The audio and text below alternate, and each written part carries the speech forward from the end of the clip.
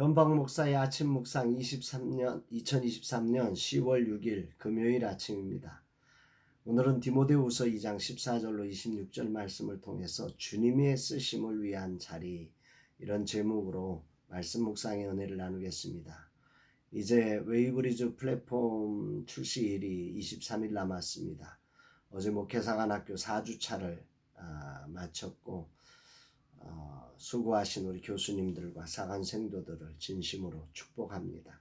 주님의 꿈대로 이 마지막 시대 주님의 신실한 종으로 하늘 부흥을 이루는 진짜 목사들이 되기를 간절히 기도합니다. 아울러 수고하신 교수님들의 삶과 사역에 주님의 위로와 축복하심이 넘치기를 기도합니다.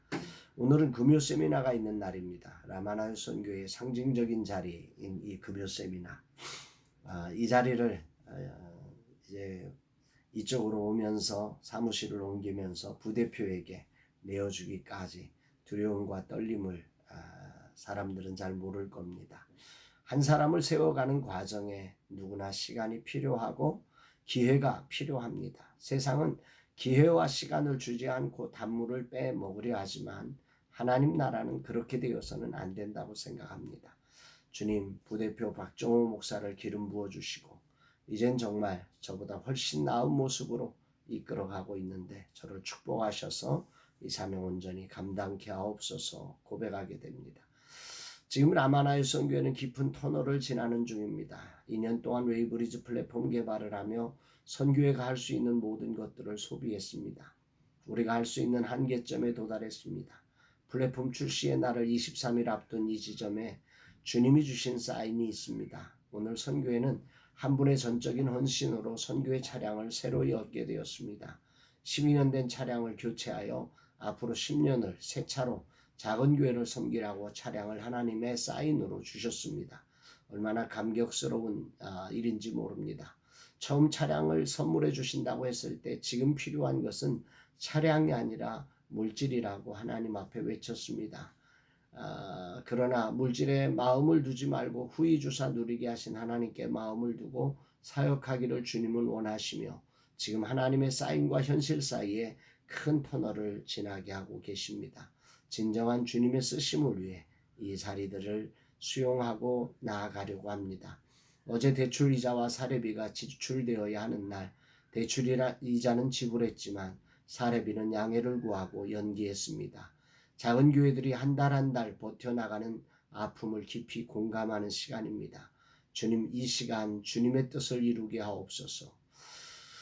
주님의 마음을 갖게 하시고 선하신 주님의 계획대로 이 종과 선교회를 이끌어 주옵소서 고백하게 됩니다. 혹이라도 주님의 계획하신 일이 아니라면 멈추게 하시고 주님의 뜻하신 일이라면 믿음으로 버텨내게 하옵소서.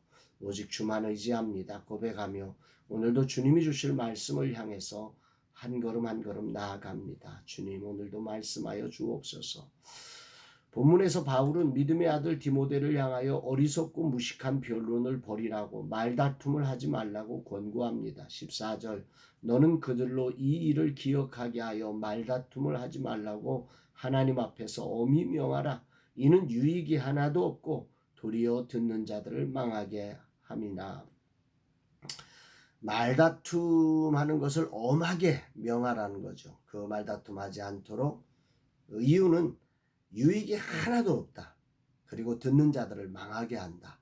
이렇게 말씀하면서 정말로 말다툼하지 않도록 경고하고 있습니다. 이 부분에 대해서 메시지 성경은 신앙을 빙자해서 트집 잡지 못하게 해라. 교회 안에서 서로 믿음으로 권고한다고 하면서 서로의 그 어떤 행동들을 트집 잡고 이 논쟁을 벌이는 일을 하지 않도록 해라. 이런 이야기입니다. 그렇습니다. 인간은 완전하지 못하죠. 그래서 누구도 혼자여서는 안 되고 주변의 도움이 필요하고 주님의 도우심이 필요한 존재일 뿐입니다. 그런데 그런 인간의 완전하지 못함을 빌미로 트집을 잡아 공격의 수단으로 삼는다면 그건 정말 비극입니다. 교회가 해서는 안 되는 부분이죠. 여기에 대해 바울은 이렇게까지 말합니다. 23절, 어리석고 무식한 변론을 버리라. 이에서 다툼이 나는 줄 알미라. 이 변론한다고 서로 논쟁한다고 하면서 이 결국 다툼으로 갈 수밖에 없다. 이렇게 말하는 것입니다. 진리는 논쟁으로 전해지는 게 아닙니다. 진리는 자기를 부인함으로 드러나는 것입니다. 그래서 바울은 이렇게 결론을 맺지요. 23절로 26절 주의 종은 마땅히 다투지 아니하고 모든 사람에 대하여 온유하며 가르치기를 잘하며 참으며 거역하는 자를 온유함으로 훈계할지니 혹 하나님이 그들에게 회개함을 주사 진리를 알게 하실까 하며 그들로 깨어 마귀의 올무에서 벗어나 하나님께 사로잡힌 바 되어 그 뜻을 따르게 하실까 함이라. 메시지 성경은 이 부분을 이렇게 번역을 합니다. 하나님의 종은 논쟁을 좋아하기보다는 오히려 귀 기울여 듣는 사람과 침착한 교사가 되어야 합니다. 그래서 순종하지 않는 자들을 단호하면서도 참을성 있게 바로잡아 주어야 합니다. 하나님께서 언제 어떻게 그들의 마음을 일깨워 진리로 돌아서게 하실지, 마귀에게 사로잡혀 마귀의 심부름을 할 수밖에 없던 그들을 언제 어떻게 마귀의 덫에서 벗어나게 하실지 그대는 알 수 없기 때문입니다.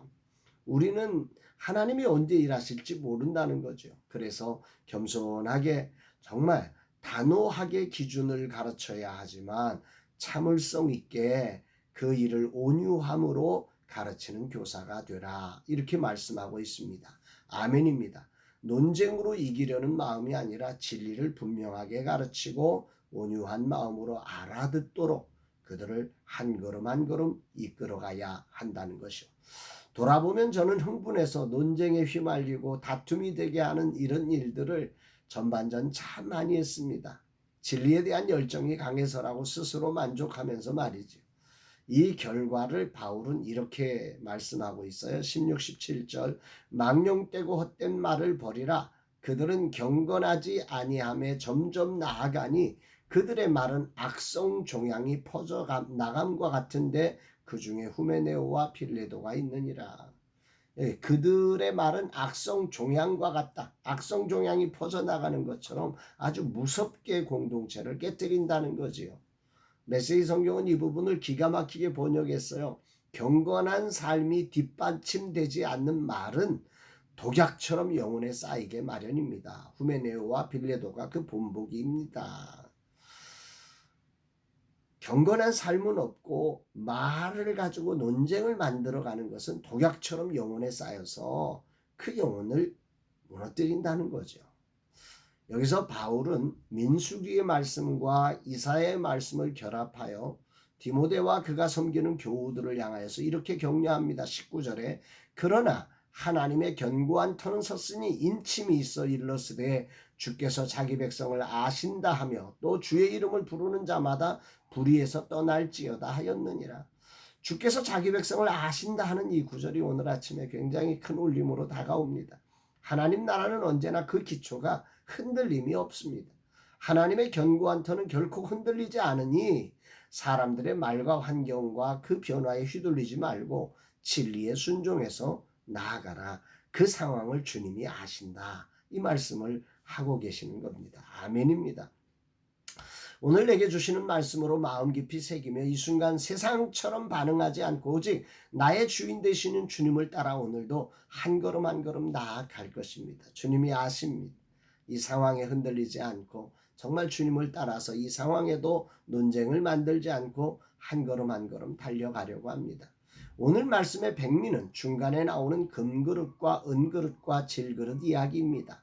왜 뜬금없이 이야기가 나오는가? 21절에 그러므로 누구든지 이런 것에서 자기를 깨끗하게 하면 귀 쓰는 그릇이 되어 거룩하고 주인의 쓰심에 합당하며 모든 선한 일에 준비함이 되리라.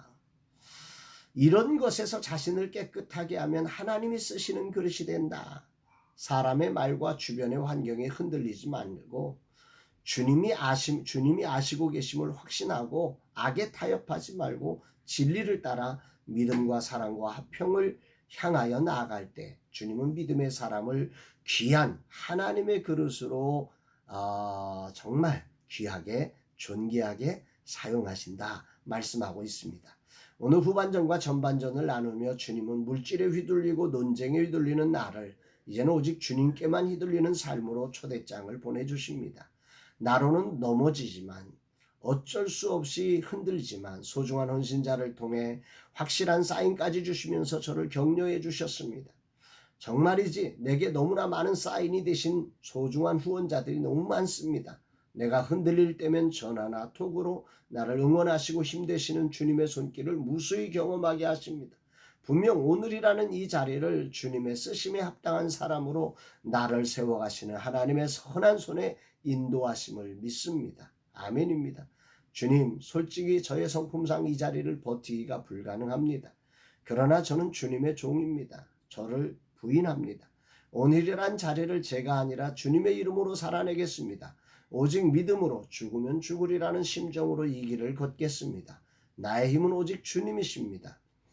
그 어떤 것도 나의 힘이 아닙니다. 그 어떤 것도 나의 길이 될 수 없습니다. 오직 주님만이 나의 힘이시며 길이시며 답입니다. 주님 감사드립니다. 오늘도 말씀을 통해 이 종을 격려하시고 오늘도 주님을 따를 수 있는 은혜를 주신 주님께 모든 영광 올려드립니다. 고백하게 됩니다. 사랑하는 여러분, 여러분들의 삶도 저처럼 휘청휘청 될 때 많죠. 그러나 주님이 알고 계십니다. 그 주님이 아심을 믿고 변론하고 흔들리면서 주저앉는 삶이 아니라 그럼에도 불구하고 변론을 그치고 사랑과 믿음과 화평을 따르는 거룩한 예수 닮은 제자의 길을 걸어가는 저와 여러분 모두가 되시기를 주의 이름으로 축복합니다. 사랑하는